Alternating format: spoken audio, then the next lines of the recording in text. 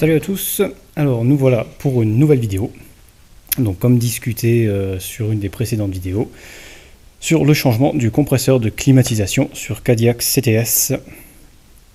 Donc V6 3 litres 2 essence. Donc en propulsion qui nous laisse un moteur de ce sens et nous laisse beaucoup de place pour travailler à l'avant, ce qui est relativement intéressant. Donc rien de bien compliqué, ça devrait se passer assez bien. Bon, donc la première étape a consisté à charger la station de charge. Donc là, on est en train de charger le gaz dans la station à partir de notre bouteille de gaz neuf qui est ici. Donc du R134.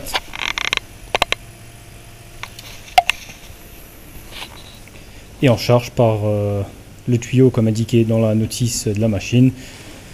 On lance une récupération, donc au lieu de récupérer dans une clim, il récupère dans une bouteille. Plusieurs opérations ont précédé tout ça, donc j'ai ouvert juste pour passer un coup de nettoyage. Et j'avais à changer les deux robinets là, donc haute et basse pression, enfin juste le haute pression en fait qui était fendu. Il y avait une fissure sur le robinet, j'ai changé déjà il y a un petit moment. Là, chargé à peu près à 5 kg, il demande 3 kg minimum. On va mettre 6 kg parce que 3 kg minimum de gaz, donc là sachant que la bouteille vide nous donne 0,93, donc à peu près 1 kg. Donc j'ai dû changer la bouteille à l'arrière, ici. Donc j'ai mis une nouvelle bouteille. Raccorder tout ça, donc robinet haute basse pression, enfin liquide, c'est pas haute basse pression ici, c'est liquide, gaz liquide, donc il y a un plongeur. Et de l'autre côté c'est gazeux, simplement. Une ceinture de chauffe ici.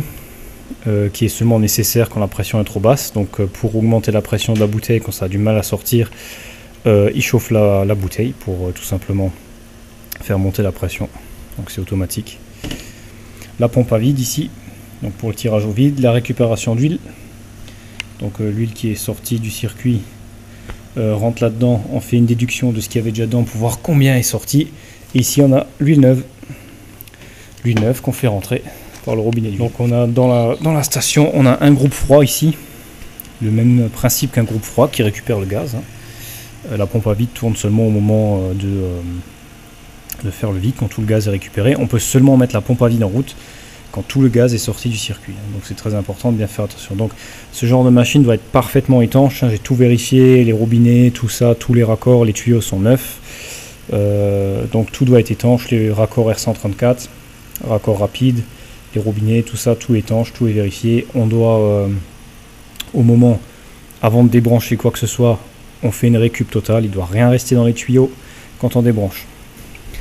Donc ça c'est l'ancienne bouteille. Alors pourquoi j'ai changé la bouteille? Tout simplement parce que lors de la dernière utilisation, quand je l'ai récupéré en fait, la station là, quand j'ai racheté cette station, il y avait déjà ce robinet cassé, mais apparemment personne n'était au courant.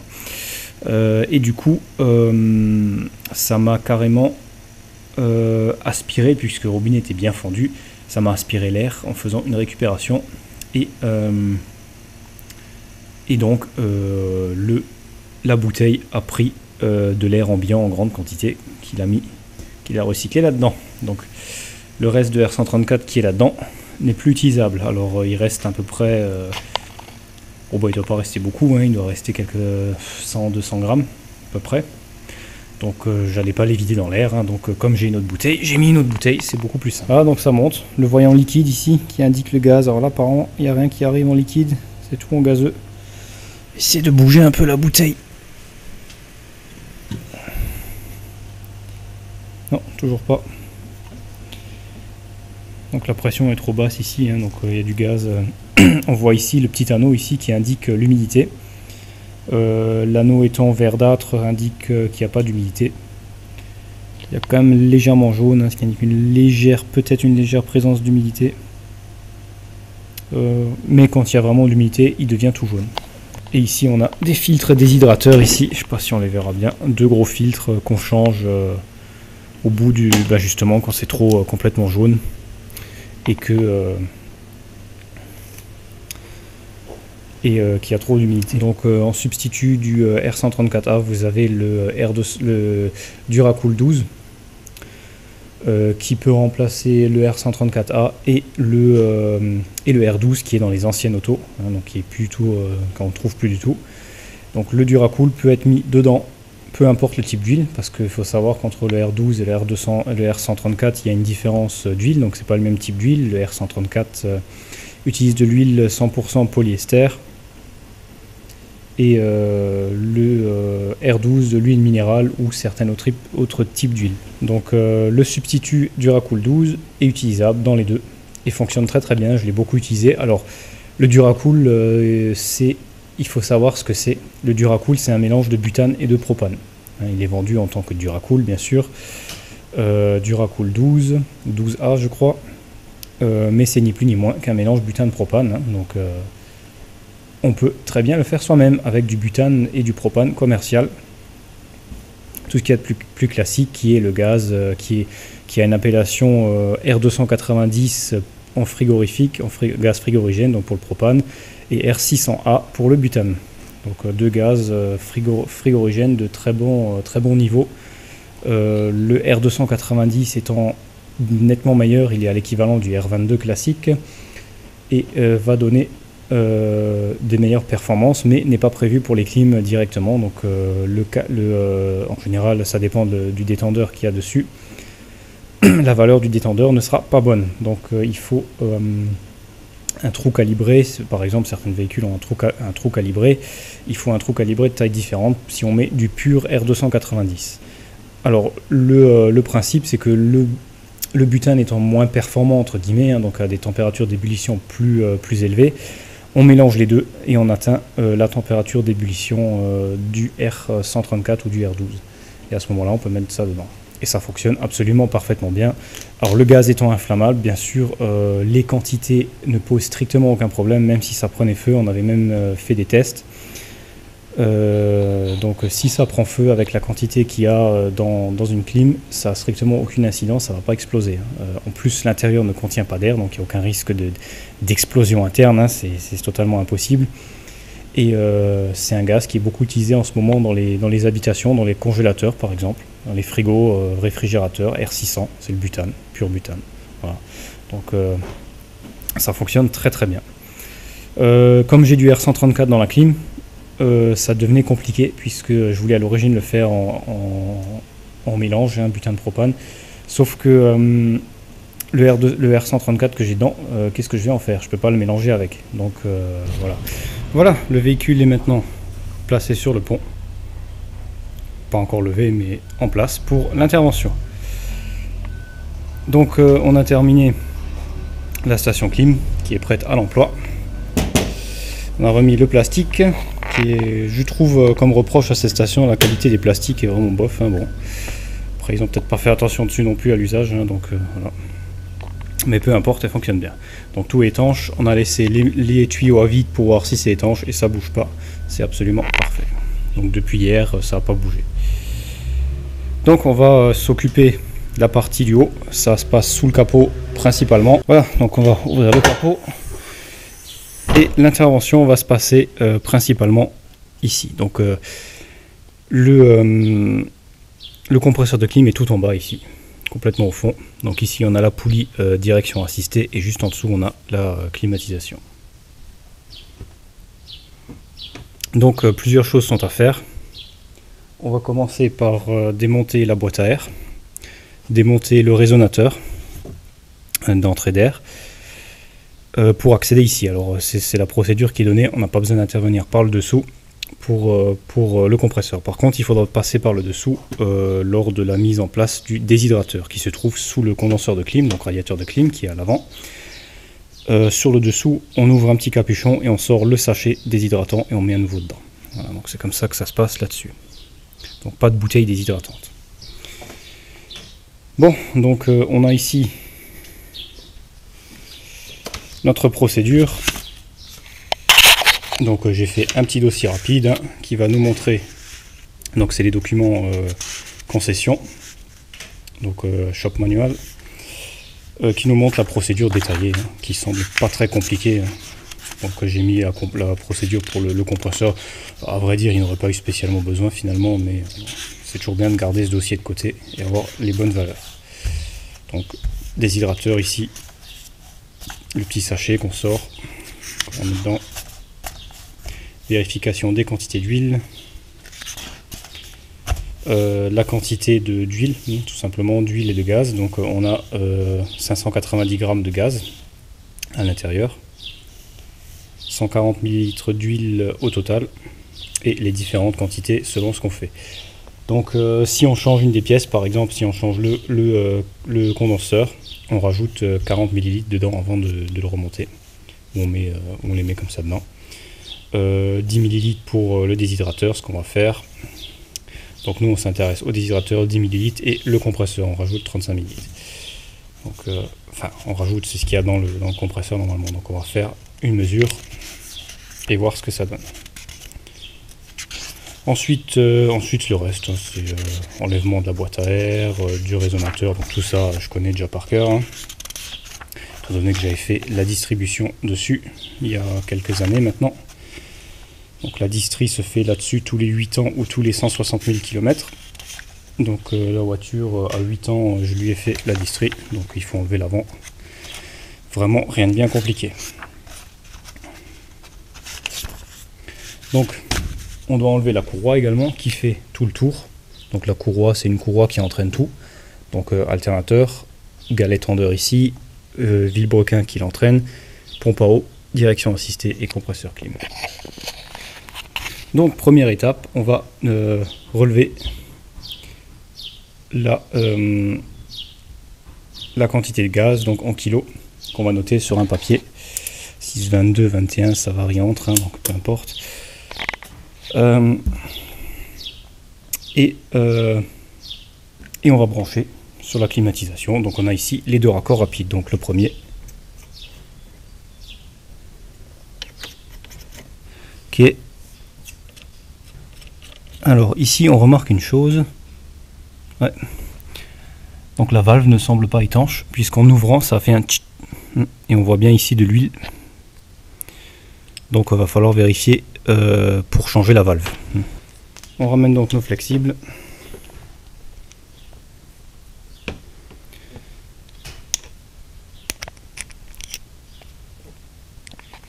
On va essayer de mettre ça en place. Donc on va raccorder les flexibles.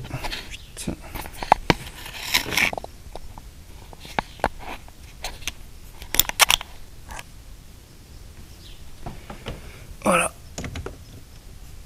Donc c'est clip rapide, hein, tout simplement.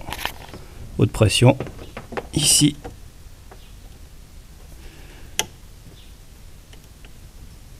Voilà, donc le rouge haute pression, basse pression ici, et on ouvre les robinets. Alors quand je dis ouvrir, hein, c'est sens inverse d'un robinet standard, puisqu'il vient appuyer sur la valve.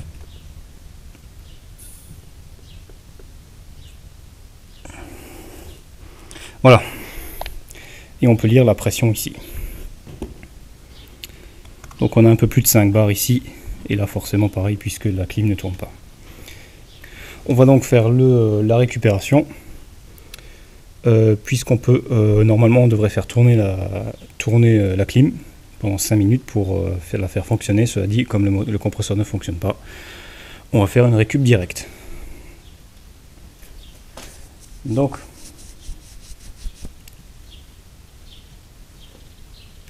on ouvre les robinets.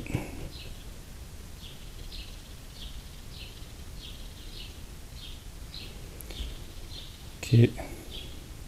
Et on lance la récup.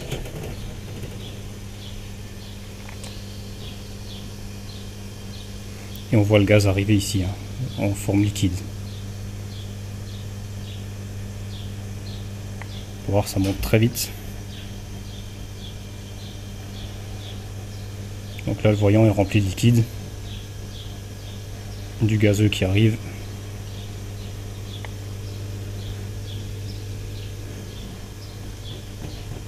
Et on va laisser terminer, donc elle s'arrête tout seul. Donc tout le gaz étant récupéré, ça varie un peu maintenant que c'est terminé, on est à 6,84, 85, ça varie un peu avec les vibrations si on bouge un peu. Bon, on a donc récupéré tout le gaz et on va maintenant s'occuper du démontage. Donc la clim est totalement vide. Et on peut maintenant tranquillement démonter. Donc Je vais démonter hors caméra tout ce qui est autour, hein, donc boîte à air, résonateur, tout ça, c'est vite fait. Rien de bien compliqué. Voilà, on a donc enlevé tout ce qui était dans le chemin. Donc le résonateur d'aspiration d'air et la boîte à air. Et on a maintenant un accès jusqu'au compresseur qui est ici. Donc la clim est en vide. Alors le problème ne vient pas de l'embrayage, hein, ça a été vérifié. J'ai vérifié en enlevant la courroie, tout ça, voir ce que ça donne. Ça fonctionne parfaitement, l'embrayage ne fait pas de bruit. C'est vraiment dans le compresseur. Dans le compresseur, maintenant qu'il est déchargé, il tourne librement.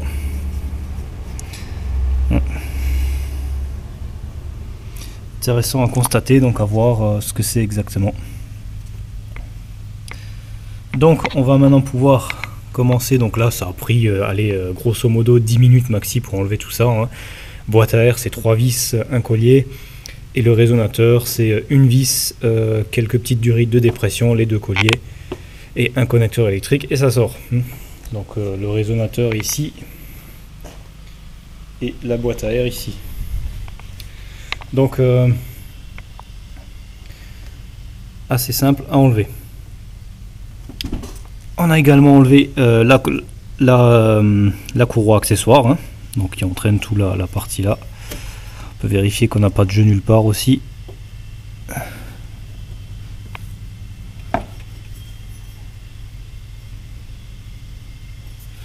Ok.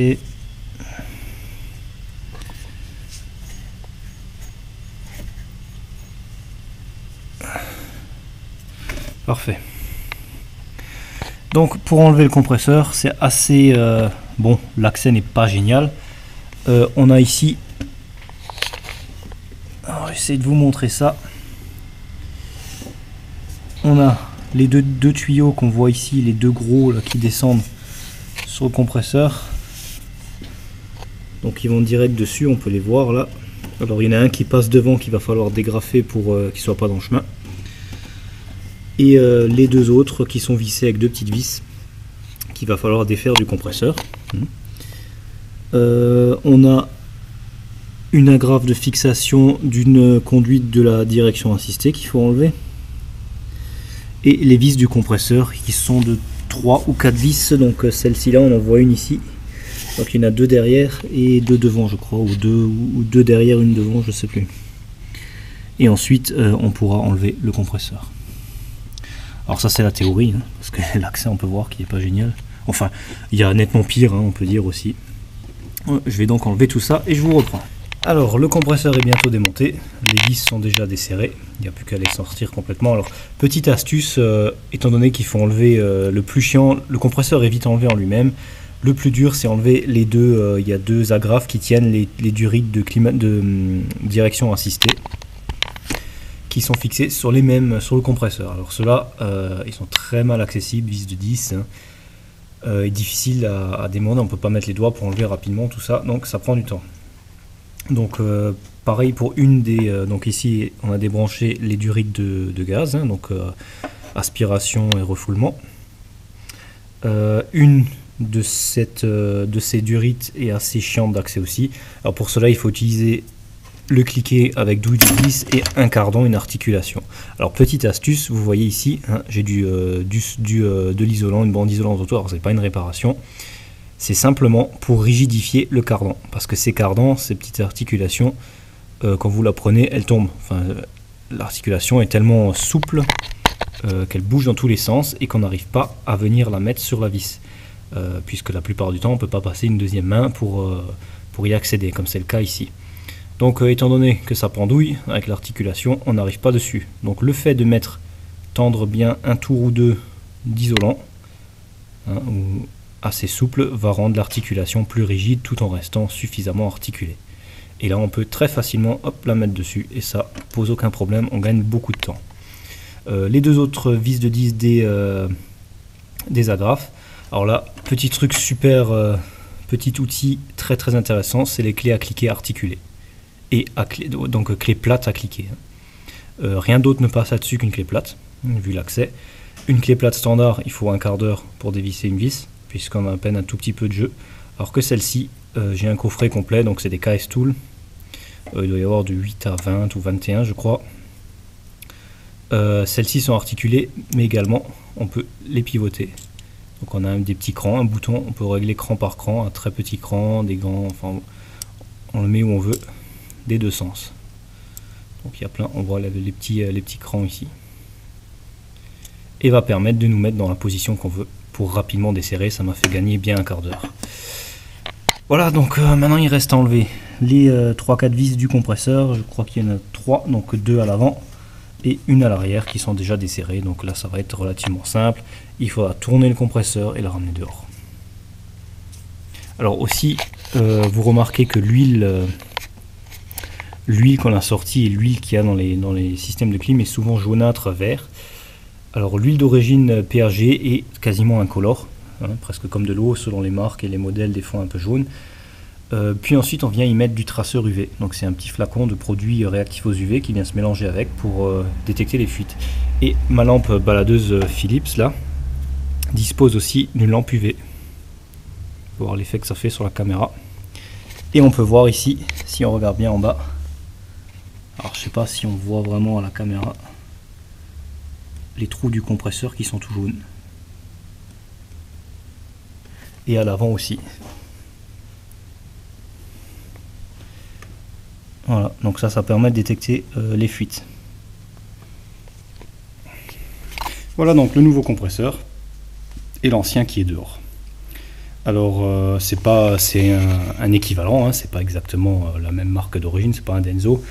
Donc là c'est un Denso 10S 17C, donc série 10S, très courant d'ailleurs, on trouve un peu sur toutes les marques le 10S.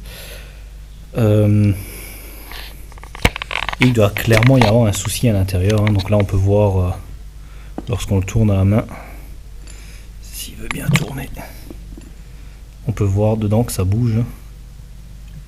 On voit le piston bouger et arrivé au bout ça bloque.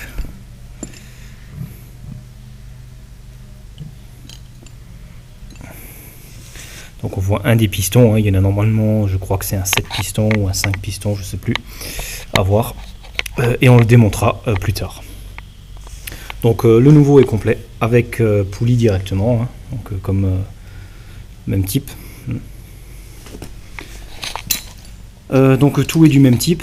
Donc j'ai bien vérifié avant de faire quoi que ce soit, l'empattement ici, la vis ici, l'orientation, tout ça, tout est pareil. Donc c'est parfait, on va pouvoir le monter. Alors j'ai dû bien le nettoyer, il était rempli de poussière à l'origine.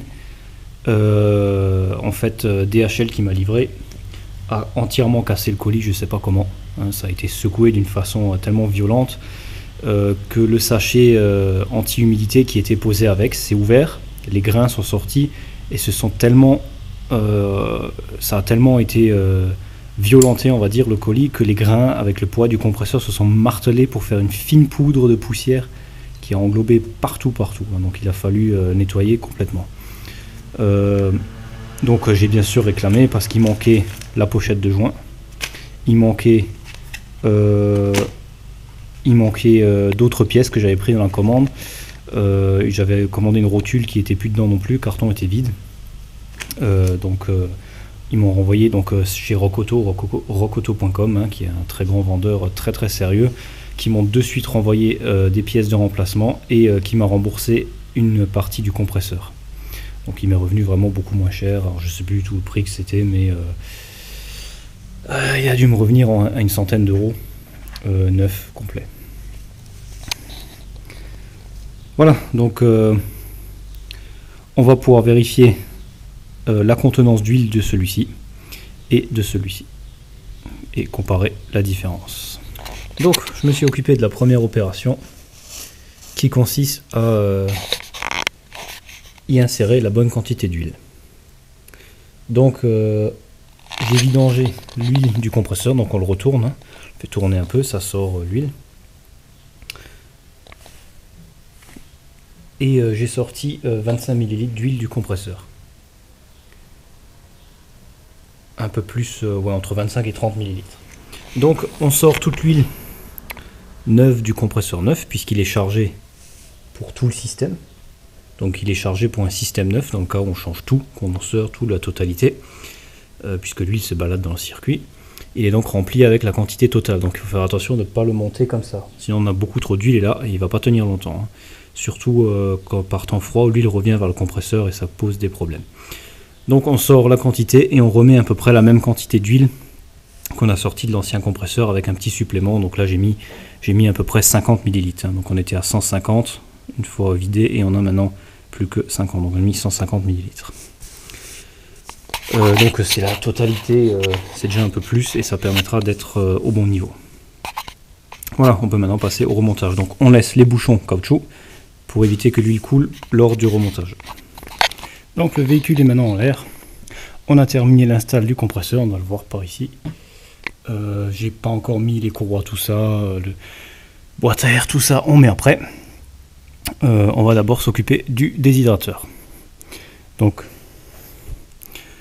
on a levé le véhicule pour pouvoir passer en dessous et ici, je vais vous montrer ça au mieux, on a une grosse vis à dévisser là, juste ici, qui contient le sachet déshydrateur. Donc c'est ni plus ni moins, bon, vous prenez ça, qu'un sachet qui rentre dedans. On sort l'ancien, on met le nouveau. Il m'a été livré avec le kit un bouchon de rechange avec des nouveaux joints. On va donc démonter ça. Alors je vous montre pas les étapes du démontage là, puisque c'est j'ai pas de trépied, c'est assez délicat à placer la caméra. Et surtout je dois terminer assez rapidement. Bon, après avoir sorti le filtre déshydrateur, donc celui-ci n'est pas tout à fait identique au nouveau. Alors peu importe, c'est compatible, mais on va garder l'ancien. Alors ici, le filtre qui est posé dessus, et on peut voir la quantité de copeaux, de limaille qui a été arrêté par le filtre. Alors ça nous indique que l'ancien compresseur doit avoir clairement un problème important interne, hein, donc on l'ouvrira pour voir ce qu'il y a eu. En tout cas, il y a du copeau qui est passé, hein. Donc on a bien nettoyé le tube, et on va nettoyer ce filtre et réutiliser celui-ci, parce que le nouveau, hein, on peut voir des mailles beaucoup plus grosses à certains endroits, qui risquent de laisser passer beaucoup plus facilement, parce qu'il y aura toujours quelques copeaux qui vont venir, et on peut voir le sachet déshydratant, pareil, hein, qui est rempli de copeaux. Donc j'ai bien nettoyé le tube, on va bien nettoyer le filtre et remonter celui-ci, on va juste changer les joints. On a donc rebranché la station et on a mis, donc comme avant, hein, même principe, et on a activé la pompe à vide. Donc quand le vide est en cours, l'écran s'éteint et ça tire au vide. On a le manomètre de vide qui vient à 0. Donc on lance le vide. Quand la pompe se met en route, hop, on attend quelques secondes et on ouvre le robinet de vide. Entre temps, la résistance L3 qui est indiquée par L3 donc chauffe la bouteille pour la ramener à 8 bars minimum. Donc s'il y a moins de 5 bars et demi de capté, il nous ramène à 8 bars en chauffant la bouteille tout simplement. Ce qui va permettre d'avoir suffisamment de pression pour entrer le gaz dans le véhicule. Si on n'a pas assez dans la bouteille pour atteindre la pression suffisante, dans ce cas-là, on aura tout simplement à mettre le véhicule en route et faire aspirer le gaz, tout simplement par la basse pression. Donc là on est quasiment à vide, hein, donc il faut laisser tourner minimum 25 minutes, donc une demi-heure on va laisser et on reviendra quand ça sera bon. Voilà, la phase de vide est maintenant terminée. Et j'ai laissé quelques minutes pour vérifier que les manomètres ne bougent pas d'un poil, ce qui indique que l'installation est déjà étanche, du moins au vide. Maintenant on va introduire quelques centilitres d'huile, donc j'ai déjà mis ce qu'il faut dans le compresseur en plus, mais j'ai pas rajouté pour le déshydrateur. Donc on a ici l'huile qu'on va faire rentrer par vide, hein, donc on regarde à combien on est. Et on va ouvrir le robinet d'huile.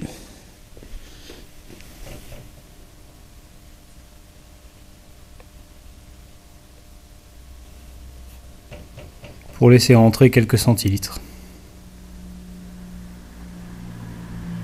Voilà, donc je veux pas beaucoup. On a à peu près laissé rentrer même pas 10 centilitres, ce qui est ce que j'ai besoin de rajouter. Centilitres, qu'est-ce que je raconte, millilitres. Qui est amplement suffisant pour ce que j'ai besoin d'utiliser. Donc on a mis maintenant la quantité d'huile dans le système qui va la ramener ensuite dans la climatisation. On va donc maintenant passer à la charge proprement dite.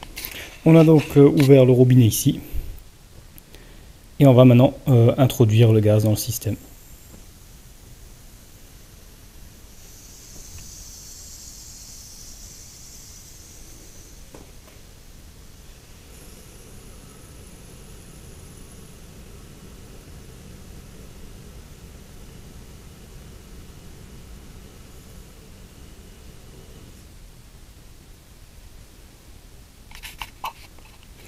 Voilà, on a mis ce qu'il faut dedans, donc ça va très vite. Hein.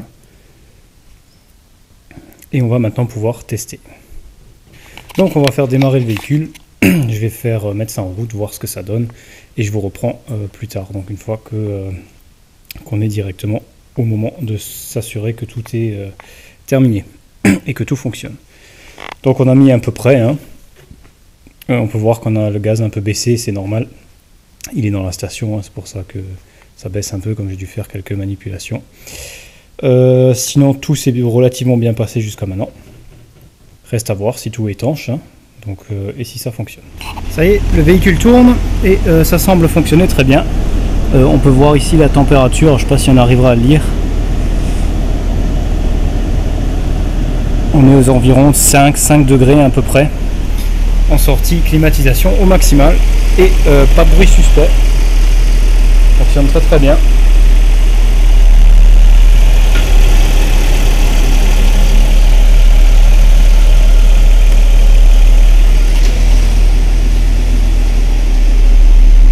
Donc les manomètres de pression qui montent là, donc la clim se varie, se régule automatiquement. Hein.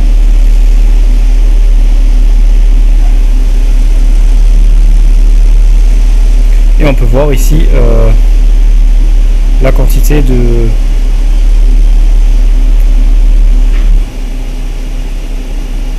la pression qu'il exerce. Hein. Donc là il vient de couper, hop, il remet en route. Donc c'est tout simplement la régulation automatique.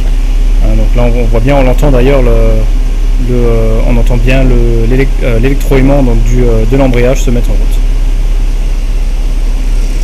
Donc régime bas, pression pas très haute et elle monte selon la température. Et là-dedans c'est un vrai frigo. Hein, donc la clim se coupe et se met en route puisque la température est atteinte, hein, qui est de 16 degrés à l'intérieur, alors qu'il fait quasiment 20 degrés ici. Voilà, donc la clim est chargée. On va encore vider les conduites, hein, laisser aspirer par l'aspiration ici et faire le recyclage pour enlever tout ce qu'on n'a pas besoin. Ça y est, on a terminé. Donc la station recycle encore le reste des conduites et on a tout fermé, tout est parfaitement fonctionnel. Donc on a fait attention à tout bien remonter, hein, donc pas de bricolage, les colliers, tout est remonté, les petites fixations de gaine, tout est remis en place comme ça doit l'être. Je ne veux pas du bricolage. Donc c'est plutôt pas mal, ça fonctionne très bien, la température sort très très basse à la clim et je suis plutôt satisfait du résultat. Donc maintenant on va voir ce que ça va donner en espérant que tout est étanche. Donc on verra ça, normalement il n'y a pas de souci, je vais vérifier et je vais encore passer un coup avec le détecteur de fuite sur les joints que j'ai dû changer pour être sûr. Mais normalement a priori il n'y a pas de souci puisque ça tient le vide et ça fonctionne très bien dans tout ce qui était nécessaire. Donc voilà, ce projet touche à sa fin pour la partie changement compresseur. Maintenant viendra une autre vidéo qui sera faite plus tard, alors je ne sais pas si je la ferai tout de suite, sur le démontage du compresseur d'origine afin de voir vraiment qu'est-ce qui s'est passé. Ça m'intéresse de savoir qu'est-ce qu'il y a pu y avoir. Hein. Donc ça c'est quelque chose qui m'intéresse. Et qui touche à la mécanique générale aussi, donc ça sera l'occasion de vous montrer l'intérieur d'un compresseur de clim. Et voir ce qui a pu causer problème. Alors apparemment il y a des particules métalliques qui sont parties, hein, dans le circuit, qui sont arrêtées au filtre, donc j'ai nettoyé comme il faut.